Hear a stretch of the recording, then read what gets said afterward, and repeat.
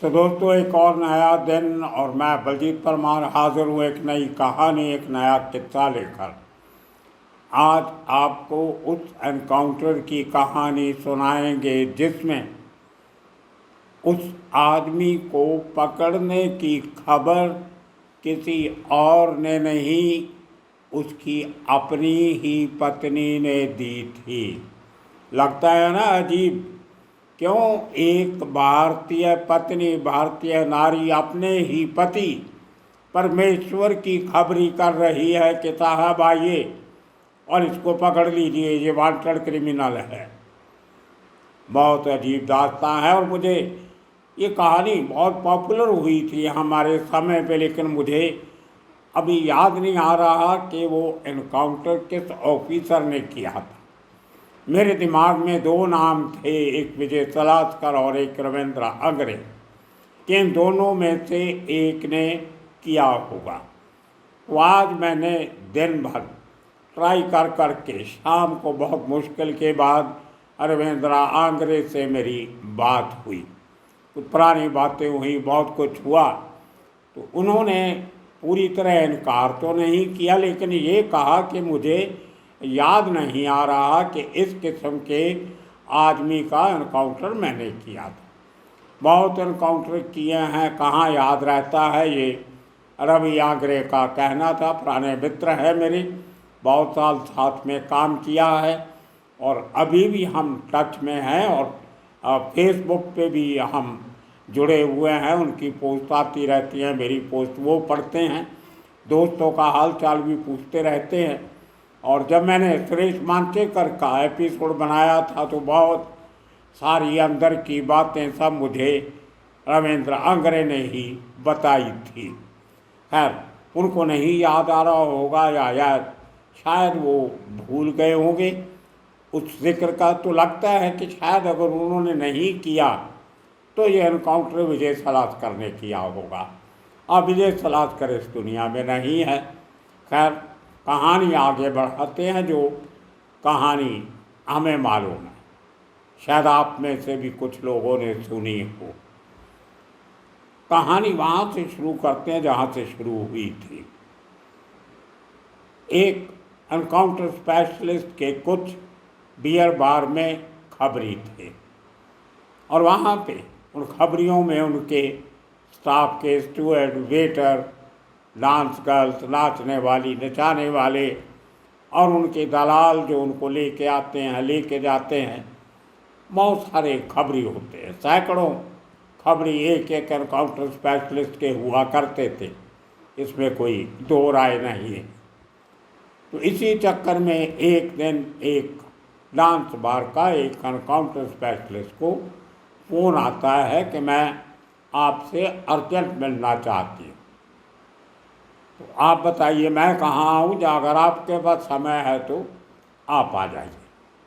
अब ये ऑफिसर ये तो तलाश में रहते थे कि नया ऐसा शख्स जो वांटेड हम ढूंढ रहे हैं वो मिल जाए, भले किसी भी तरीके से मिले। तो ये उस बार डांसर को मिलने चले जाते और वो बार डांसर एक अपना पर्सनल दुखड़ा लेके बैठ जाती कि मैंने बहुत सारा पैसा कमाया पिछले 4-5 साल में और मेरी छोटी बहन की शादी के लिए मैंने सब पैसा इकट्ठा किया था और वो पैसा सारा का सारा कुछ गहना मैंने बनाया था, ज्वेलरी गोल्ड की, सिल्वर की बनाई थी। अब मुझे तो अपनी शादी की पड़ी नहीं है, लेकिन मेरी बहन, मैं नहीं चाहती थी कि उसकी ज़िंदगी मेरी तरह हो, तो मैं उसके लिए उसकी शादी अच्छी तरह करना चाहता हूँ। सर पे बाप नहीं है, कोई भाई नहीं है, तो ये बात वो करती। लेकिन मेरे साथ उसने बताया कि बहुत बड़ा धोखा हो गया है। तो ऑफिसर ने जब पूछा कि क्या हुआ, तो उसने बताया कि उसका एक लड़का, उसका मैनेजर टाइप कहो या दोस्त कहो, बॉयफ्रेंड नहीं। वो लड़की ने कहा बाल डांसर ने कि उसके साथ मेरा कोई जिस्मानी रिश्ता नहीं है, लेकिन दोस्ती अच्छी थी। मैं अनपढ़ हूँ, वो पढ़ा लिखा है कहीं और थोड़ा बहुत काम भी करता है, लेकिन मेरा सारा बैंक में पैसा जमा करवाना, ज्वेलरी लॉकर में रखना, वो सब हैंडल वो करता है। तो अफसर ने पूछा कि अब हुआ क्या जो मुझे बुलाया आपने। उसने कहा कि मुझे सुबह मेरी 4 बजे की जयपुर की ट्रेन है और मैंने अब जब चेक किया तो मेरा पैसा बैंक में से मिसिंग है और मेरी ज्वेलरी जो है वो भी नहीं है और वो लड़का भी मिसिंग है, मुझे कहीं मिल नहीं रहा। तो ऑफिसर ने एकदम, अब उसकी पुरानी खबरी थी, पहले के केसेस में उसकी मदद कर चुकी थी वो बार डांसर। तो उसने कहा तो कहाँ का रहने वाला है, तो बताया कि वो दिल्ली का। तो अगर वो कहीं दिल्ली पहुंच गया तो उसको ढूंढना बहुत मुश्किल हो जाएगा, लेकिन कि रात को जो दिल्ली से ट्रेन जाती है, मुंबई से दिल्ली ट्रेन जाती है, उसका दिल्ली पहुंचने का जो टाइम वगैरह होता है उसके हिसाब से उन्होंने अंदाज़ा लगाया कि वो रास्ते में कहीं होगा, अभी दिल्ली नहीं पहुंचा होगा। तो ये लोग दोनों, एनकाउंटर स्पेशलिस्ट और वो बार डांसर, वो अर्ली मॉर्निंग एक फ़्लाइट पकड़ते हैं और दिल्ली चले जाते हैं। और वो मुंबई से जो ट्रेन उस रात को निकली थी उसके हिसाब से जितने बजे उसने दूसरे दिन शाम को दिल्ली पहुंचना था, तो वो रेलवे स्टेशन पे बड़े तरीके से, और उस काउंटर स्पेशलिस्ट के को दिल्ली पुलिस में स्पेशल सेल में भी सोर्सेज थे, उसने वहाँ से भी 2-4 आदमी अपने साथ ले लिए, उनका हुलिया बताया, फोटोग्राफ दिखाई कि ये आदमी को हम ढूंढने आए। खैर, जैसे कहते हैं कि तकदीर हिम्मत वाले का साथ देती हैं, लोगों ने हिम्मत की थी दिल्ली जाने की। तो जैसे ही वो ट्रेन दिल्ली पहुंचती है, मुंबई वाली गाड़ी, वो लड़का निकल के आता है तो उसके साथ आगे जो पुलिस वाले खड़े होते हैं पकड़ लेते, तो उसको वहीं पे ले जाते हैं दिल्ली पुलिस के ऑफिस में कहीं, जो उनका सेफ हाउसेज वगैरह होते हैं। पूरा उसका काफ़ी सारा पैसा, उसने 15 लाख रुपए का कैश था और कुछ ज्वेलरी थी। ज्वेलरी तो पूरी मिल गई, लेकिन कैश में से 3-4 लाख रुपया उस आदमी ने मुंबई में अपने कर्जे जो उतारने थे, लोगों के देने थे, वो दे दिए और कुछ अपने भाई बहनों फैमिली के लिए कुछ सामान खरीद लिया। अब वो लड़की जयपुर की रहने वाली थी, जहाँ जयपुर में उसकी बहन की शादी फिक्स हुई थी। तो जो दोनों एनकाउंटर स्पेशलिस्ट और वो बार डांसर दिल्ली से टैक्सी लेके जयपुर पहुंचते हैं और उस लड़की को जयपुर छोड़ के उसके घर वालों के हवाले करके ये एनकाउंटर स्पेशलिस्ट वापस मुंबई आ जाते। लेकिन कहानी यहाँ ख़त्म नहीं होती। और वो आप सोचोगे कि उस लड़के का क्या हुआ। उस लड़की ने उनको बोला, पुलिस वालों को, कि मैं इसका कोई नुकसान नहीं करना चाहती, ठीक है, बहुत साल इसने मेरी सेवा की या थोड़ा बहुत खर्चा कर लिया, कोई बात नहीं, इसको जाने दो, मेरा जो सामान मुझे मिल गया, I am happy with that, मुझे उसी में खुशी है। बात आई गई हो गई। कई महीनों के बाद अचानक उसी बार डांसर का फ़ोन फिर उसी पुलिस इंस्पेक्टर को आता है कि आपसे एक बहुत ज़रूरी बात करनी है। अब इस आदमी को यकीन हो गया कि अब कोई ना कोई अच्छी खबर मिलेगी, पहले उसका इतना बड़ा काम मैंने कर दिया था, मेरा एहसान है उसके ऊपर, शायद वो अपना वो एहसान चुकाना चाहती है। तो एक अंधेरी में एक रेस्टोरेंट में टाइम फिक्स किया जाता है और जब ये ऑफिसर वहाँ पहुँचता, फर्स्ट फ्लोर पे, मेज़नीन फ्लोर पे एक लेडीज़ का सेक्शन था, नीचे आदमियों का सेक्शन था, कुछ इस किस्म का था। तो ये ऑफिसर ऊपर जाता है तो वहाँ एक नहीं 2 औरतें बैठी होती। एक तो इसकी वो बार डांसर, इसकी पुरानी खबरी, और उसके साथ एक थोड़ी सी उससे उम्र में बड़ी औरत जो देखने में बहुत खूबसूरत, देखने में वो भी बार डांसर लगती थी, लेकिन उसकी आंखें बहुत लाल नज़र आ रही थी, जैसे वो बहुत और रो के हटी हो, किसी बहुत बड़ी समस्या से जूझ रही हो। तो उस बार डांसर जो इंस्पेक्टर की सहेली थी, दोस्त थी, खबरी थी, उसने उसको कहा कि मैं जा रही हूँ, मुझे अपने काम पे जाना है, ये मेरी बड़ी बहन जैसी है, बहुत हेल्प की है इसने मेरी ज़िंदगी में। जब नई नई मुंबई आई थी जयपुर से, ये लोकल रहने वाली है, तो इसका नाम कुछ नाम बता दिया, ममता दीदी बोल दिया उसने। तो इसकी आप हेल्प कीजिए और इसकी बात आप सुनिए। मैं जा रही हूँ, शायद मेरे सामने ये पूरी बात नहीं बतानी चाहेगी और मैं सुनना भी नहीं चाहती। खैर, वो चली जाती है। अब ये एनकाउंटर स्पेशलिस्ट उस औरत की कहानी सुनने के बाद वो जिस शख्स का नाम लेती है तो इंस्पेक्टर एकदम हिल जाता है कि इस आदमी को तो मैं बड़े महीनों से ढूंढ रहा हूँ, जिसका नाम आप ले रहे हो। आप सही बता रहे हो कि वही आदमी है, कहाँ मिलेगा? औरत कहती है कि मैं आपको बता सकती हूँ, लेकिन मुझे कुछ पैसों की ज़रूरत है। मुझे 1 लाख रुपया बहुत ज़रूरी चाहिए। अगर आप मुझे 1 लाख रुपया दे सकते हो तो मैं आपको उस आदमी का पता ठिकाना बता सकते हो। तो ऑफिसर अपने कॉन्टैक्ट्स को फ़ोन करता है और आधे पौने घंटे में उसके 2-3 लोग उसके जो कॉन्टैक्ट में होते हैं वो कैश लेके आते हैं।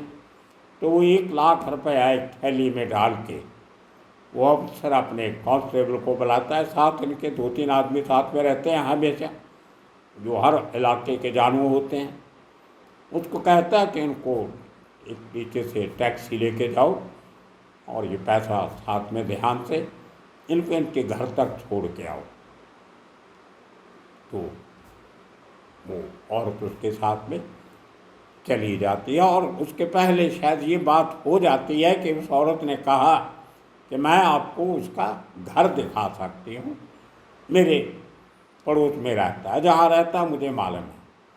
अब पैसा ले लिए 1 लाख रुपया उस वांटेड आदमी का घर दिखाने के लिए वो नहीं चाहती थी, लेकिन इसने अपना हवलदार भेज दिया तो उसको दिखाना पड़ा। तो हवलदार गया तो जिस घर में वो उसने इशारा किया तो हवलदार वो इशारा समझ के वापस आ गया। अब 1 दिन, 2 दिन, 3 दिन निकल के उस औरत का कोई फ़ोन नहीं आ रहा। उसने ये प्रॉमिस किया था कि मैं आपको जब वो आएगा उसका पूरा टाइमिंग सब पूरा आपको बताऊंगी जब आता है। तो 2 दिन के बाद, 3 दिन के बाद उस औरत का फ़ोन आता है कि आपने मुझे बेवकूफ़ समझा क्या? जो घर मैं आपको दिखाऊंगी वही घर उस आदमी का होगा। तो आपने हवलदार को मेरे साथ भेज के आप ये देखना चाहते थे कि मैं कहाँ रहती हूँ, मेरा घर देखना चाहते थे आप। अब मेरा घर तो मैंने दिखा दिया, आप कभी भी आ सकते हो। लेकिन वो आदमी इतना खतरनाक है, अगर उसको थोड़ी सी भी हवा लग गई कि मेरे घर में कोई पुलिस वाला आया था तो मुझे मार डालेगा। तो आप थोड़े दिन आराम से बैठिए। तो इतने में पुलिस वालों ने उस घर देखा हुआ था। अपनी चुपके से बिना उस औरत को बताए फील्डिंग लगा दी। उस औरत ने पहली एक बात में हिंट दिया था कि वो काफ़ी देर रात को आता है और 11, साढ़े 11 बजे लेट उठता है सुबह और निकल जाता है। घर में नहीं, रात को आने का कुछ समय नहीं है, लेकिन 11, साढ़े 11 बजे घर से निकल जाता है। तो पुलिस वालों ने सोचा कि शायद वो औरत डर गई है या उसके मन में बेईमानी आ गई है, पैसा मिल गया उसको चाहिए होगा, तो अब वो उस आदमी को हमारे हवाले नहीं करना चाहते। तो उसी दिन रात को इनकी एक टीम आधी रात को एक मारुति वैन लेके, जिसके ऊपर एक न्यूज़पेपर अखबार का उसका ठप्पा लगा होता है कि ये न्यूज़पेपर सप्लाई करने वाली वैन है, वो ऐसे बहुत सारे व्हीकल रखे होते थे एनकाउंटर स्पेशलिस्ट में। किसी बैंक का नाम लिखा होता था, किसी खबर किसी न्यूज़पेपर का होता था। इस तरीके से वो अपने व्हीकल लेके घूमते रहते थे। तो वो वैन वहाँ पे जाके जो घर जहाँ पे वो हवलदार उस औरत को छोड़ के आया था, दूसरे इशारा किया था तो वहाँ पे जाके सामने कहीं वो गाड़ी खड़ी करके उसके अंदर 2 ऑफिसर बैठे और एक आदमी गाड़ी के नीचे छिप के बैठ गया। और जब अंधेरा ख़त्म हुआ, रोशनी शुरू हुई, तो ये लोग एक मैकेनिक की यूनिफॉर्म पहन के जो गाड़ी के नीचे था वो ठीक ठीक करने लग गया, जैसे ये दिखाने के लिए कि मैं गाड़ी ठीक कर रहा हूँ। दूसरा एक ऑफिसर मैकेनिक की बार यूनिफॉर्म में हाथ पांव काले पीले करके वो गाड़ी के पास खड़ा हो गया औजार लेके। अब 11 बज गए, 11:30, 12:30, 1 बज गया, लेकिन वो आदमी बाहर नहीं निकला। अब ये वहाँ जाना नहीं चाहते थे, औरत को खतरे में नहीं डालना चाहते थे कि घर में जाके पूछें या इंक्वायरी करें। तो बड़ी नमोश होके और गुस्से में भी वापस आ जाते हैं कि हमें वाकई ही बेवकूफ़ बना लिया गया। और उसी शाम को उस औरत का फिर फ़ोन आता है कि मैंने आपको और रोका था, मेरे फ़ोन का इंतज़ार कीजिए, आप सुबह सुबह वहाँ क्यों पहुँच गए आधी रात को? आप या तो मुझे मरवाओगे या किसी और का वहाँ पे खून हो जाएगा। वो आदमी बहुत ख़तरनाक है, उसको थोड़ा सा शक होगा तो गोली चला देगा। ये आपने क्यों किया ऐसा? आपको अगर ऐसा लगता है कि मैं आपको कोई गलत इन्फॉर्मेशन दे रही हूँ तो आप चिंता मत करो, आपके पैसे आपको वापस कर दूँगी। अगर आपको लगता है कि मैंने पैसे के लिए काम कर रहे तो आप मेरे नेक्स्ट सिग्नल का इंतज़ार कीजिए, मैं आपको फ़ोन करूँगी पब्लिक बूथ से जाके इधर उधर, नहीं तो मैं कोई तरीका बनाऊँगी आपको सही जगह बता सकूँ। तो मान जाते, अब क्या करें, मजबूरी है। इंतज़ार करते रहे 2-3 दिन। फिर उस औरत ने एक फ़ोन पे पूरा डिटेल से घर बताया कि जहाँ आपने मुझे छोड़ा था वहाँ से लेफ़्ट जाके 3 घर छोड़ के एक ग्राउंड +2 फ्लोर की बिल्डिंग है पुरानी बनी हुई, उसके फर्स्ट फ्लोर पे दूसरा घर जो है वो घर है और मैं उस घर में रहती हूँ और वो आदमी आपको मेरे घर में ही मिलेगा। तो उसकी एक खिड़की है जो जहाँ आपने वो मारुति वैन खड़ी की थी, उसी जगह से आप देखोगे तो मेरे घर की खिड़की नज़र आएगी। तो आप मेरे इशारे का इंतज़ार करना, जब मैं खिड़की में से इशारा करूँगी तो आप अंदर आ जाना, मेरे इशारे के बिना नहीं आना। अब टाइम बता दिया कि आप सुबह 8, 8:30 बजे आना, उस दौरान मैं आपको इशारा करूँ। फिर उसने वार्निंग दिया कि मेरा इशारा किए बिना मत आना। खैर बड़े तरीके से पुलिस वाले इधर उधर अपनी एक लेके आइडिया लेके छत्र छाया लेके बैठ गए और खिड़की की तरफ निगाह रखी कि कब उसका इशारा होता है। और फाइनली वाकई उसने जो कहा था 8:30 बजे के करीब सुबह वो एक खिड़की में आती है और इशारा करती है, जो ये लोग देख लेते हैं। और चुपके से बड़े तरीके से ये लोग वो सीढ़ी चढ़ते हैं, फर्स्ट फ्लोर पे उस घर में जाते हैं और उसमें एक आगे कमरा होता है, एक पीछे कमरा होता है, छोटा घर। और वो उनको इशारे से बताती है कि वो आदमी अंदर है। ये बड़े ऐसा से बिना आवाज़ किए, बिना कोई हरकत किए, बड़े दबे पाँव जैसे बिल्ली चलती है उस तरीके से वो दरवाज़ा खोल के उसके ऊपर तीनों चारों लोग झपट पड़ते हैं। वो सोया हुआ था और उसके मुंह पे टेप लगा देते हैं, बांध देते हैं मुंह इसका, और हाथ उसके जकड़ के बांध लेते हैं, हथकड़ी लगा के।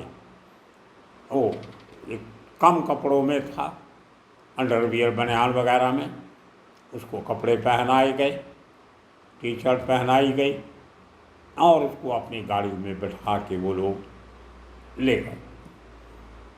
और रास्ते में जब उस आदमी से पूछताछ की गई तो वो आदमी ने इशारा किया कि मेरा मुंह खोल लो तो मैं आपको बताऊं मैं कौन हूँ।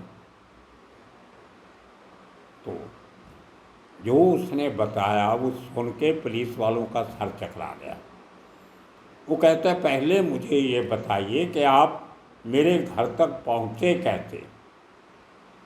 ये जो कुछ लोगों को मालूम है मेरा घर, वो आपको बताएंगे नहीं, और मेरे घर से आपको बताने का मतलब नहीं है। तो उन्होंने कहा तू उस घर में जो रह रहा है वहाँ पे एक औरत थी, लेडी थी, वो तुम्हारी क्या लगती है? वो बोलता है मेरी पत्नी है, मैं उसका पति हूँ। अब पुलिस वाले परेशान कि एक पत्नी अपने पति को इस तरीके से अरेस्ट करवा रही है, और जब उसको पता है कि हम पकड़ेंगे तो इसका एनकाउंटर भी होना है। ये बात भी उस औरत को बता दी गई थी कि एनकाउंटर करेंगे नहीं तो वो तुम्हें छोड़ेगा नहीं, बाद में ख़त्म तो करना पड़ेगा। और कुछ लोगों की ज़िंदगी का भी सवाल है। अब पुलिस वालों के पास इतना समय नहीं था कि गाड़ी रोक के उस औरत को फ़ोन करके पूछते कि तुमने क्या किया, अपने ही पति को अरेस्ट करवा दिया, क्या बात थी ऐसी। लेकिन अब जैसे ही पुलिस वाले थोड़ा आपस में बातचीत इशारों से करने लगते हैं, तो इतने में एक ट्रैफिक सिग्नल पे अंधेरी में गाड़ी रुकती है, तो वो आदमी हथकड़ी लगी होती है, मुंह खुला होता है। ये पुलिस का वर्चन कि वो दरवाज़ा खोल के भागने की कोशिश करता है, इतने भीड़ भाड़ में जहाँ उसको गोली नहीं मारी जा सकती, शायद उसको लगा होगा। लेकिन पुलिस वालों ने बड़ी मुश्किल से उसको कंट्रोल करके गाड़ी में बैठाया और थोड़ा आगे जाके एक साइड लेन में लेके वो सामने गए कि इस आदमी ये खतरनाक आदमी है, और उसका पुराना उनको पता ही था, वो तो ढूंढ रहे थे। तो उस आदमी का एनकाउंटर कर दिया जाता है। अब देखो दोस्तों, एक पत्नी ने अपने पति का एनकाउंटर करवा दिया। उस आदमी का नाम था साइमन उर्फ थॉमस मैनुअल। डीएन नगर मैंने बहुत उसके बारे में जानने की कोशिश की, लेकिन एक ही उसका केस और तस्वीर जो सामने आती है वो दादाभाई नारोजी पुलिस थाने, जिसको डीएन नगर पुलिस स्टेशन भी कह देते हैं, अंधेरी वेस्ट में। जैसे आप जुहू से अमिताभ बच्चन के बगले से सीधा आगे जाना हो, जहाँ एक ज़माने में जो म्यूज़िक किंग हुआ करते थे, म्यूज़िक कंपनी चलाते थे, गुलशन कुमार जिनका मर्डर हो गया था, उनके ऑफिस जाना हो तो रास्ते में डीएन नगर पुलिस स्टेशन पड़ता है। उसके बिल्कुल सामने द क्लब एक होटल है बहुत बड़ा, जिसका नाम ही द क्लब है। तो उस डीएन नगर थाने में उसका एक केस दर्ज है जिसका नंबर है 995/95, और ये LAC है, लोकल आर्म्स केस है। उसके नीचे इबारत में लिखा हुआ है, जो मैं ध्यान से पढ़ने की कोशिश कर रहा था, आर्म्स एक्ट का केस था, हथियारों का, हथियार रखने का केस। लेकिन कोई लंबी चौड़ी जानकारी उसके बारे में नहीं मिल रही थी। लेकिन आज कुछ सोर्सेस से बात करके पता चला कि वो आदमी दाऊद इब्राहिम के शार्प शूटर्स को हथियार सप्लाई किया करता था। डी कंपनी से सोफिस्टिकेटेड वेपन्स उसके पास रखे जाते थे, और वो आदमी आगे शूटर्स को देता था, और कई बार उनके साथ जाके इस किस्म की काम भी, कतला वतल करने का काम भी कराता था। लेकिन क्योंकि 95 के बाद छोटा राजन और दाऊद की आपसी गैंग वार काफ़ी ज़ोर शोर से चल रही थी, तो पुलिस को ये ढूंढ रही थी कि डी गैंग के लोगों को हथियार कौन सप्लाई करता है। लेकिन उस आदमी को कोई बहुत से लोग जानते नहीं थे।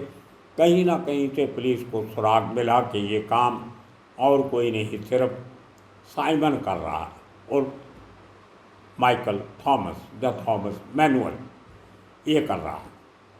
तो उसका जब इतिहास खंगाला गया तो पता चला कि डीएन नगर में वो एक बार हथियारों के साथ पकड़ा गया था। आमदर्द का केस बना था, बाद में ज़मानत हो गई थी। तो उस चक्कर में उस आदमी को पुलिस वाले ढूंढ रहे थे। 93 का ब्लास्ट हो गया था, गैंग वार बढ़ रही थी और वो टाइम था जब धड़ाधड़ एनकाउंटर हो रहे थे। एक तरफ विजय सलास्कर एनकाउंटर कर रहा है, एक तरफ प्रदीप शर्मा कर रहा है, दया नायक कर रहा है।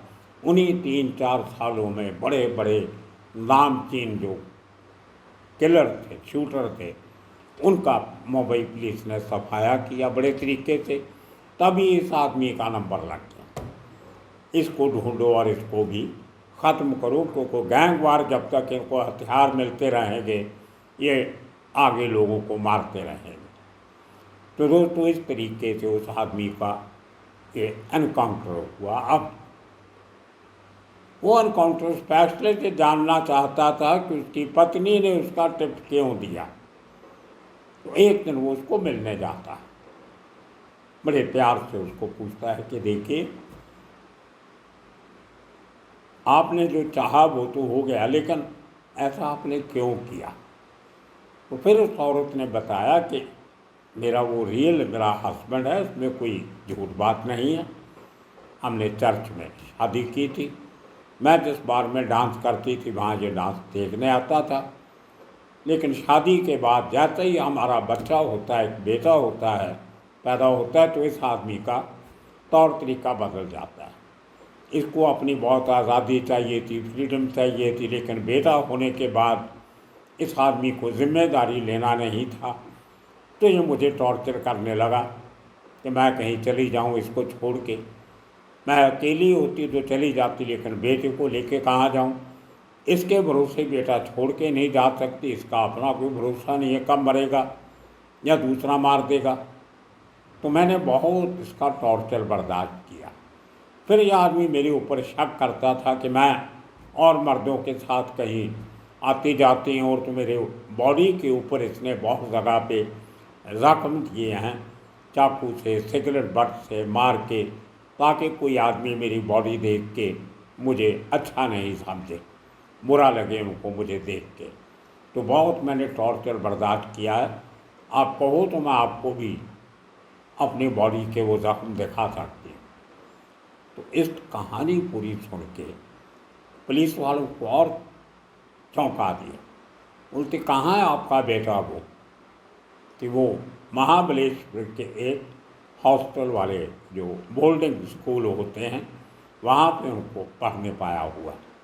वो यहाँ रहता था, तो जब मेरे साथ मारपीट करता था तो वो और उसका चलाता था, उसकी मानसिक हालत बिगड़ती जा रही थी, इसलिए उसको महाबलेश्वर में पढ़ने के लिए डाल दिया। उसका पूरा खर्चा मैं करती हूँ। इस आदमी को बहुत पैसा मिलता है, बहुत गैंग वाले अच्छा पैसा भेजते हैं, लेकिन ये पूरे का पूरा पैसा बार में जाके लड़कियों पे उड़ा देता है, और मेरी बार में आके दूसरी लड़कियों पे आके पैसे उड़ाता है जहाँ मैं काम करती हूँ। इस तरीके से मुझे टॉर्चर करता है। तो बेटा, वो ज़माना था जब ये बार डांसर का बहुत बड़ा धंधा चलता था मुंबई में। तो 99% बार डांसर के बच्चे, लड़के हों या लड़कियां हों, वो पंचगनी महाबलेश्वर के बोर्डिंग स्कूल में पढ़ते थे।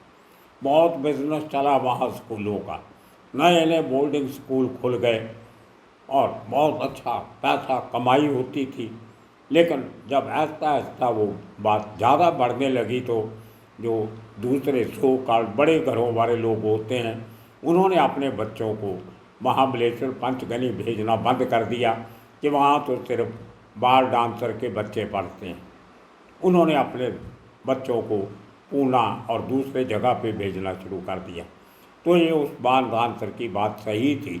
उन दिनों में बहुत सारे बच्चे इनके वहाँ महाबलेश्वर और पंचगनी छोटे से हिल स्टेशन है तो साथ साथ में है। मेरे भी बहुत से दोस्तों के वहाँ पे स्कूल भी हैं, होटल भी हैं, रेस्टोरेंट हैं। तो मैंने देखा बहुत बार जाके वहाँ पे माहौल।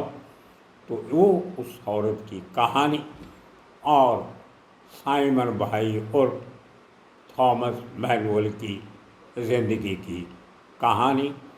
और मुझे बाद में किसी ने, पत्रकार मेरे मित्र हैं, उन्होंने ये मुझे बताया कि वो लड़का जो उस बार डांसर का बेटा जो वहाँ पढ़ता था, वो आजकल कहीं फॉरेन कंट्री में हायर स्टडी के लिए चला गया। वो देश, उस लेडी ने देश से ही उसको बाहर भेज दिया कि यहाँ उसको रोज़ कहने माने मिलेंगे कि तुम्हारी माँ तो एक बार डांसर थी या आज भी है।